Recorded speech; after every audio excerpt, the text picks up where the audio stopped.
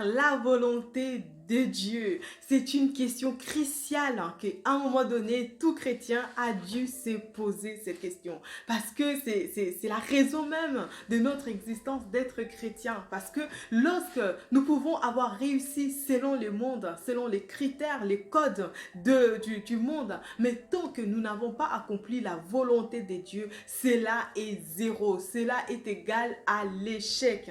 Donc, en tant que chrétien, notre désir, ça a toujours été de faire la volonté de Dieu. Mais comment faire la volonté de Dieu? Car la volonté de Dieu, c'est lié avec des objectifs que nous nous donnons, avec notre mission. Et nous avons tous les désirs qu'après avoir quitté cette terre, que nous puissions faire ce à quoi Dieu nous a positionné, ce à quoi Dieu nous a envoyé sur cette terre.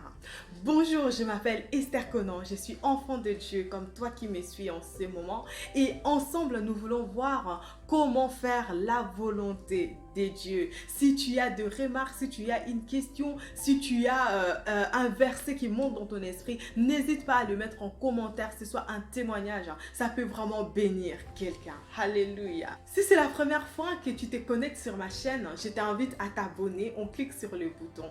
Sens-toi à l'aise pour liker, commenter et partager cette vidéo. Sans plus tarder, prenons notre Bible dans l'Évangile selon Jean chapitre 7, versets 16 à 18. La Bible nous dit: Jésus leur répondit: Mon enseignement ne vient pas de moi, mais de celui qui m'a envoyé. 17. Si quelqu'un veut faire la volonté de Dieu, il saura si mon enseignement vient de Dieu ou si je parle de ma propre initiative. 18. Celui qui parle de sa propre initiative cherche sa propre gloire. Mais si quelqu'un cherche la gloire de celui qui l'a envoyé, celui-là est vrai. Il n'y a pas d'injustice en lui. Ici, nous voyons que Jésus n'a rien fait de sa propre initiative.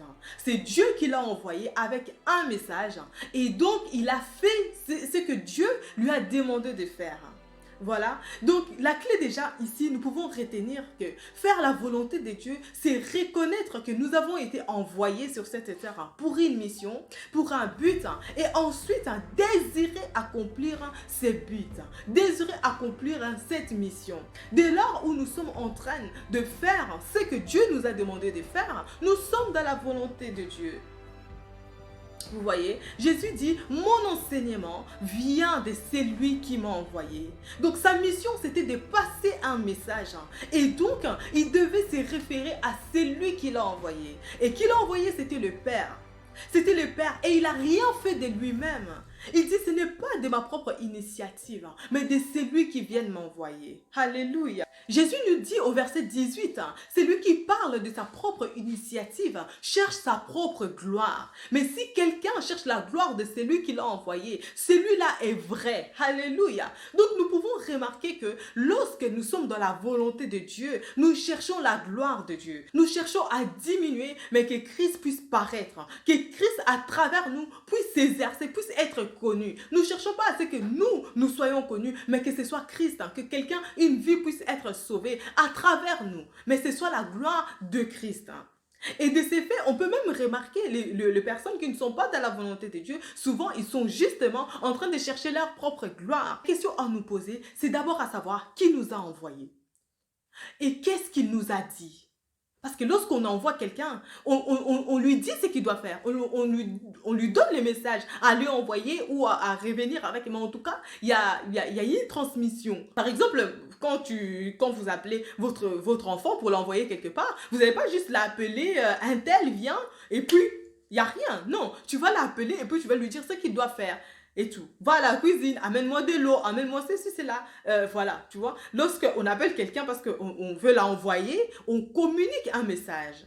Et donc, voilà, ça c'est la deuxième question à se poser. Quel est le message? Qu'est-ce qu'on m'a dit d'aller faire? On m'a envoyé, d'accord. On m'a envoyé sur la terre, d'accord. Mais qu'est-ce qu'on m'a demandé de faire? Et ça, c'est un dépôt qui est inscrit, qui est écrit dans le cœur de tout un chacun, que par la grâce de Dieu, désirez, soupirer après le Seigneur de le découvrir. Parce que si vous passez de cette terre pas avoir accompli ce à quoi vous vous êtes appelé, c'est un échec. Alléluia. Et cela, nous ne voulons pas. Nous voulons vivre selon la gloire du Seigneur. Amen. Une autre question aussi à se poser, c'est de savoir quelle est l'initiative, quelle est la motivation qui nous anime lorsque nous faisons telle ou telle chose. Parce que ici, Jésus nous dit, il n'est pas venu de sa propre initiative. Il est venu juste accomplir la volonté de Dieu. Il est juste venu accomplir sa mission, l'œuvre que le Seigneur a mis, les dépôts que le Seigneur a mis en lui. Il est juste venu les communiquer, il est juste venu l'accomplir. Et lorsqu'il devait passer à la croix, nous connaissons ces passages où il a supplié Dieu. Il a dit, Seigneur, si tu peux éloigner cette coupe, mais non pas ma volonté, mais ta volonté. Parce qu'il était venu pour faire la volonté de Dieu. Donc il y a de ces choses-là, même si ça lui fait mal, il dit, Seigneur, je ne veux pas ma volonté, mais que ta volonté s'accomplisse. Parce que c'est mon désir. Mon désir, c'est de vivre pour toi. Mon désir, c'est d'accomplir l'œuvre, Seigneur, que tu as commencé dans ma vie. Ma raison d'être, c'est de vivre pour toi. Rien que pour toi. Accomplis l'œuvre que tu as commencé à travers moi. Et donc là, si la motivation qui nous anime, c'est de se servir du nom de Dieu pour paraître, pour notre gloire, dis-toi, ce n'est pas la volonté de Dieu. Là déjà, on peut savoir qu'on n'est pas dans la volonté de Dieu. Parce que la volonté de Dieu, c'est que nous puissions diminuer, que son nom soit glorifié. Alléluia. Que son nom puisse paraître, qu'on dise, ah, le Seigneur m'a parlé à travers un tel. Le Seigneur, que le nom du Seigneur soit élevé, que le nom du Seigneur soit connu de tous. C'est ça la volonté de Dieu. Nous pouvons lire aussi Éphésiens chapitre 5, versets 16 à 18. La Bible dit, « Rachetez les temps, car les jours sont mauvais. » 17. C'est pourquoi ne soyez pas stupides, mais comprenez quelle est la volonté du Seigneur. 18. Ne vous enivrez pas de vin, cela mène à la débauche. Soyez au contraire remplis de l'esprit. Nous voyons ici, les seigneurs, à travers l'apôtre Paul, nous interpellent en disant « Rachetez les temps car les jours sont mauvais ». Parfois, nous avons comme l'impression que nous avons tout notre temps. Tu sens dans ton cœur que le Seigneur t'a appelé à chanter, que le Seigneur t'a appelé à accomplir telle mission. Mais tu reportes cela à demain, tu reportes ça à plus tard. Le Seigneur toque à ta porte, il te dit « Donne ta vie à Jésus ». Mais tu dis « Ah, je suis encore jeune, je dois encore profiter, j'ai encore beaucoup de projets à faire ». La Bible nous dit ici « Rachetez les temps car les jours sont mauvais. Les temps passent tellement vite. Les temps ne nous appartient pas. Alléluia. Rachetons les temps. Lorsque tu sens que dans ton cœur, tu es appelé à telle chose, prie le Seigneur, soupire après le Seigneur, demande si c'est sa volonté et laisse-toi conduire par l'Esprit. La Bible nous dit au verset 17, ne soyez pas stupides, mais comprenez quelle est la volonté du Seigneur. Cela veut dire, lorsque tu ne comprends pas la volonté du Seigneur pour ta vie et que tu ne cherches pas à les comprendre, tu es considéré à une personne stupide. Vous voyez, parce que c'est comme si tu es né de nouveau pour rien. Tu es né de nouveau et puis tu es là, tu n'accomplis rien. Tu n'auras aucune récompense au ciel.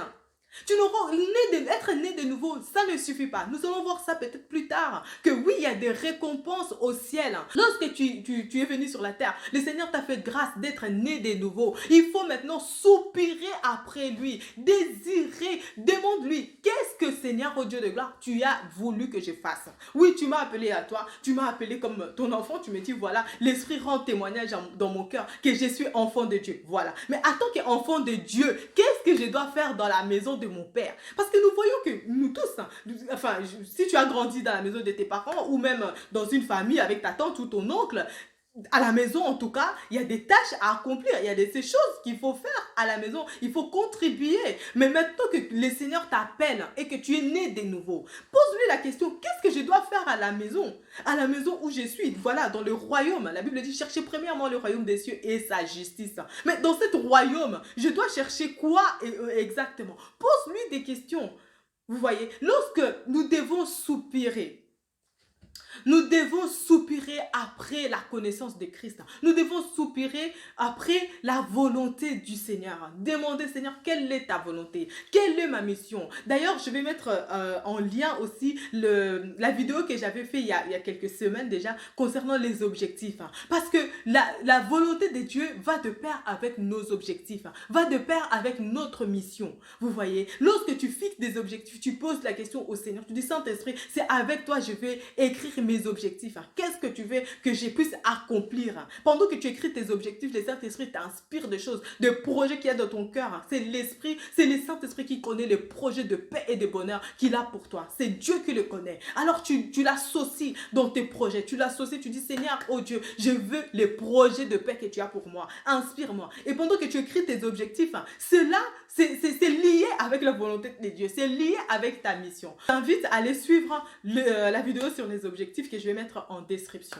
Nous voyons verset 18, la Bible nous dit « Soyez au contraire remplis de l'Esprit ». Et dans tout ce que nous faisons, lorsque nous le faisons avec le Saint-Esprit, nous pouvons en être sûrs que nous sommes dans la volonté de Dieu. Parce que le Saint-Esprit, lui, il connaît la volonté de Dieu pour nous. Le Saint-Esprit, lui, il sait qu'est-ce qu'il faut exactement sur mesure pour nous. Alléluia. Et donc, nous devons lui faire confiance, nous devons marcher selon l'Esprit, afin de ne pas accomplir les désirs de la chair. Alléluia. Que la gloire soit rendue au Seigneur. Nous sommes arrivés à la fin de cette vidéo. Mon désir pour aujourd'hui, c'est vraiment que nous puissions soupirer auprès du Seigneur, désirer faire sa volonté, nous lui poser des questions. Seigneur, tu m'as fait naître de nouveau. Seigneur, tu m'as envoyé sur la terre. Quelle est ta volonté pour moi? Parce que c'est la volonté du Seigneur qui va nous qualifier. C'est la volonté du Seigneur qui fera que nous aurons des récompenses. Parce que le Seigneur, lorsqu'il nous montrera notre vie sur la terre, c'est que lui, le plan qu'il avait prévu pour nous et ce que nous avons accompli, il faut que ce soit conforme. Parce que si c'est pas conforme, c'est comme si tu as échoué en fait. Vous voyez? Donc imagine un professeur qui te donne un examen à faire, même si tu es intelligent, même si tu développes de ces choses-là, mais si tu réponds pas à la question, il va barrer direct, tu vas mettre 0. Est-ce qu'il va même regarder que oui, vraiment cette théorie-là, c'est très important, c'est très important. Non, il va mettre 0 parce que tu réponds pas à sa question. Vous voyez? Donc, il y a de ces choses, vraiment, soyons vigilants là-dessus et que le Seigneur nous accorde la grâce de faire sa volonté, d'obéir à sa voix, d'obéir à sa parole. Job 24:12 dit, j'ai fait plier ma volonté aux paroles de sa bouche. Donc, nous devons faire plier notre volonté. Nos projets, tu les fais plier au travers de la parole de Dieu. Tu as quelque chose, tu viens, tu le mets à la lumière de la parole. Est-ce que la vie que je mène, est-ce que c'est conforme à la parole de Dieu? Tu as des questions, tu le mets à la lumière de la parole. Et c'est comme ça que nous saurons que si nous sommes dans la volonté de Dieu ou si nous ne le sommes pas. Et si nous ne le sommes pas, il faudrait nous ajuster. Pour aujourd'hui, j'ai vraiment ressenti dans mon cœur que je devais nous exhorter à chercher la volonté de Dieu, à soupirer après cela, car c'est très important. Vous voyez, c'est très important. De la même manière que nous avons notre diplôme à la fin de l'année lorsque nous avons répondu aux critères de professeur, que nous avons bien effectué nos examens et tout. De la même manière que le Seigneur aussi, lorsqu'il va voir que nous avons répondu à ces critères, nous avons fait ce que lui nous a demandé par le Saint-Esprit. C'est là que nous serons qualifiés. Nous allons être de bons et fidèles serviteurs. Alléluia. Cependant, il est juste impossible de faire la volonté de Dieu si vous n'avez pas encore donné votre vie au Seigneur. Alors, si tu ne l'as pas encore fait, si tu n'as pas encore accepté Jésus-Christ comme ton Seigneur et Sauveur, il suffit juste de l'inviter dans ton cœur, dire Seigneur, j'ouvre mon cœur, viens, je te reçois comme mon Seigneur et mon Sauveur personnel. Désirer le Saint-Esprit, soupirer après le Saint-Esprit, de marcher avec lui. Et c'est ainsi que le Seigneur, le Saint-Esprit va vous révéler. Et c'est comme ça que vous allez trouver les voies toutes tracées dans votre cœur. Vous allez trouver les chemins à suivre pour sa gloire. On se retrouve samedi prochain, si Dieu le veut, pour une nouvelle vidéo. N'oubliez pas de commenter et de partager ces messages. Que Dieu vous bénisse. Bye bye.